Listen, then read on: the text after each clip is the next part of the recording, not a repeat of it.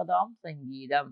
கர்த்தாவே, என் சத்துருக்கள் என்னை மேற்கொண்டு மகிழ விடாமல் நீர் என்னை கைதூக்கி எடுத்தபடியினால் நான் உம்மை போற்றுவேன். என் தேவனாகிய கர்த்தாவே, உம்மை நோக்கி கூப்பிட்டேன், என்னை நீர் குணமாக்கினீர்.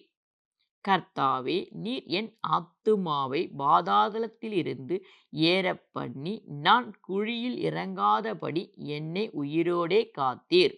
கர்த்தருடைய பரிசுத்தவான்களே, அவரை கீர்த்தனம் பண்ணி அவருடைய பரிசுத்தத்தின் நினைவு கூறுதலை கொண்டாடுங்கள். அவருடைய கோபம் ஒரு நிமிஷம், அவருடைய தயவோ நீடிய வாழ்வு. சாயங்காலத்தில் அழுகை தங்கும், விடிய காலத்திலே களிப்புண்டாகும். நான் ஒரு காலும் அசைக்கப்படுவதில்லை என்று என் வாழ்விலே சொன்னேன்.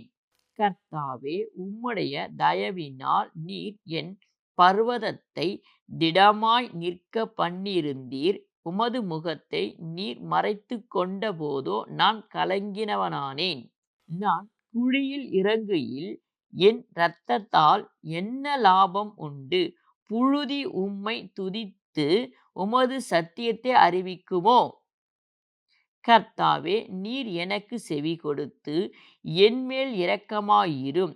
கர்த்தாவே, நீர் எனக்கு சகாயராயிரும் என்று சொல்லி, கர்த்தாவே, உம்மை நோக்கி கூப்பிட்டேன், கர்த்தரை நோக்கி கெஞ்சினேன்.